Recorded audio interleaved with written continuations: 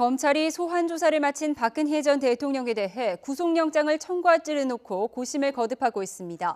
수사팀 기록 검토를 거쳐 김순환 검찰총장이 이르면 내일쯤 영장 청구 여부를 결정할 전망입니다. 현장에 나가 있는 취재기자 연결합니다. 최도희 기자. 네, 서울중앙지검에 나와 있습니다. 네, 검찰이 오후에도 수사 기록을 검토하고 있죠? 네, 그렇습니다. 검찰특별수사본부 소속 검사와 수사관 일부는 휴일인 오늘도 이곳 서울중앙지검으로 출근해 박 전 대통령의 혐의 사실과 이를 입증할 증거 자료를 검토하고 있습니다. 주말인 어제도 대부분 출근해 수사 기록 정리 작업에 심혈을 기울인 것으로 확인됐는데요. 오늘도 오전부터 혐의 입증의 완성도를 높이는 일에 주력하고 있는 겁니다. 수사팀은 이르면 오늘까지 수사 결과를 정리한 보고서를 작성한 뒤 김순환 검찰총장에게 올리게 되는데 여기엔 박 전 대통령 신병 처리 방향에 관한 수사팀의 의견도 포함됩니다.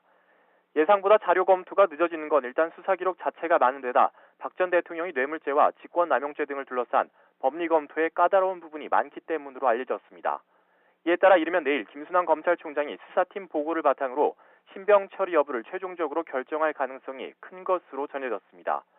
법리 검토 등에 대해 시간이 더 걸릴 경우 김 총장에 대한 보고 시점까지 늦어지면서 다음 주 중반 이후로 결정 시점이 미뤄질 가능성도 있습니다. 일단 검찰 내부 그리고 법조계에선 박 전 대통령에 대한 구속영장 청구 이유가 차고 넘친다는 게 중론입니다. 다만 피의자 신병을 확보해 수사할 필요성이 있을 때 구속영장을 청구하는 만큼 박 전 대통령에 대한 수사가 거의 다 진행됐는데 왜 구속하는지에 대한 반론에 근거를 마련하는 데도 시간이 걸리고 있는 것으로 관측됩니다.